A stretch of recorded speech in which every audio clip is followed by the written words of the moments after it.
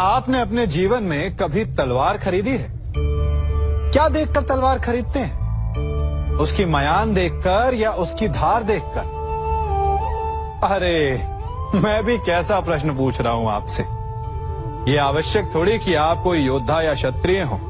ये भी हो सकता है कि आप कोई व्यापारी, कोई छात्र या शिक्षक हो। तो चलिए मैं आपसे ये पूछता हूं कि आप नए वस्त्र कैसे खरीदते हैं? क्या उसका रंग रूप देखकर खरीदते हैं या उसकी गुणवत्ता देखकर? गुणवत्ता देखकर, है ना?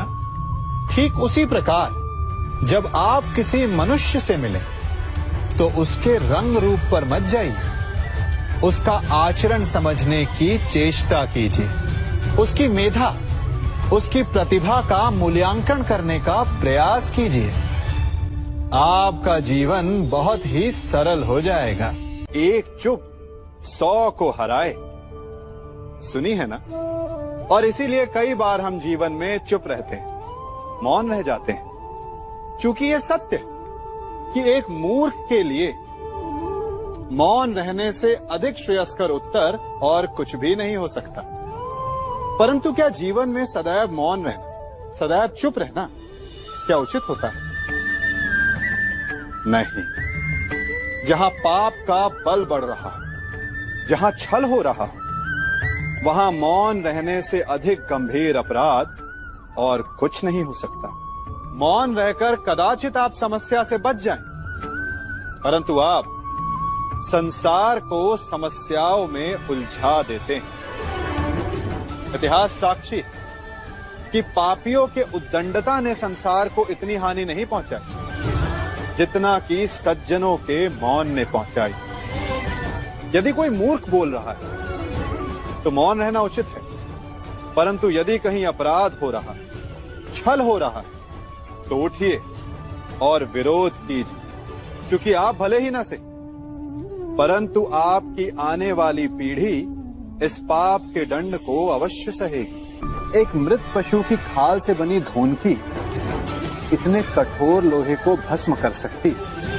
ठीक उसी प्रकार आप चाहे जितने भी शक्तिशाली क्यों ना हो, यदि आपने किसी निर्दोष, किसी निर्बल को सताया तो उसके मन से निकली हाय और उसका श्राप आपके जीवन को भस्म कर सकता है। प्रत्येक मनुष्य सफलता पाने के लिए कार्य करता है। कुछ सफल होते हैं, कुछ नहीं होते, और जो सफल नहीं होते वो सदा अपनी असफलता का कारण या तो अपनी परिस्थितियों को बताते हैं या अपने सहयोगियों को दोषी ठहराते हैं। परंतु क्या वास्तविकता में ऐसा ही होता है? क्या कोई परिस्थिति या कोई व्यक्ति किसी की असफलता का कारण बन सकते हैं? उत्तर हां भी है और ना भी। कैसे? आप इस तितली को देख रहे हैं? आपने एक मक्खी को भी देखा होगा। प्रकृति ने दोनों को समान गुण दिए हैं रस पान करने का।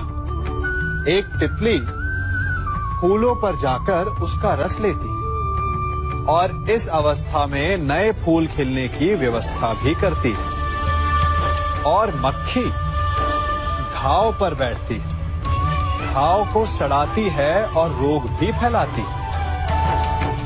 यदि इसमें किसी बात का अंतर है तो केवल सोच का।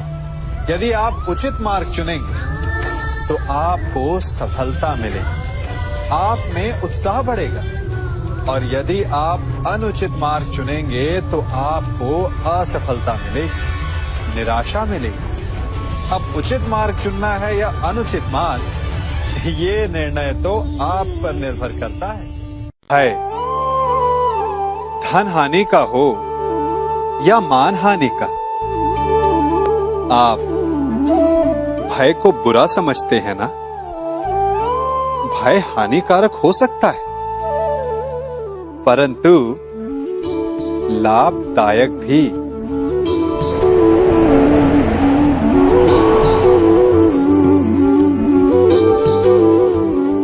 सोचिए, किसी अनुचित कार्य के परिणाम का भय क्या आपको वो कार्य करने से रोक नहीं लेता?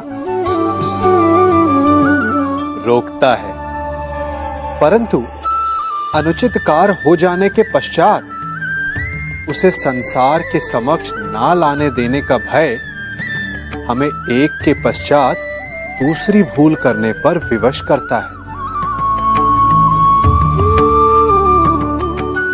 प्रयास करके हम अपना सम्मान बचा अवश्य लेते हैं, परंतु भविष्य में इसके परिणाम भयंकर सिद्ध हो सकते हैं।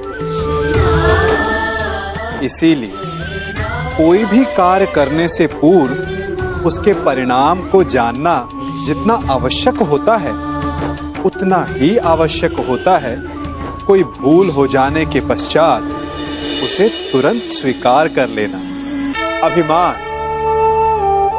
और अहंकार, ये तीनों सुनने में एक जैसे लगते हैं, परंतु तीनों का अर्थ भिन्न होता है और परिणाम भी। तीनों का आरंभ प्रेम से होता है। स्वयं से प्रेम, परिश्रम हमारे मन में गर्व को जन्म देता है और सफलता अभिमान जगाती है। यहां तक ठीक है, परंतु जब ये भावना अहंकार बन जाती है तब वो समस्या बन जाती है, क्योंकि सबसे बुरा अंत अहंकारी का ही होता है। परंतु मनुष्य के लिए पहेली यही है कि पहचाना कैसे जाए कि अहंकार जग गया है और उसका दमन आवश्यक है। इसका उत्तर मैं नहीं, आपका मन देगा। जब तक आप स्वयं से प्रसन्न हैं, जब तक आप सबसे ऊंचा उठने का प्रयास कर रहे हैं, तब तक ठीक है।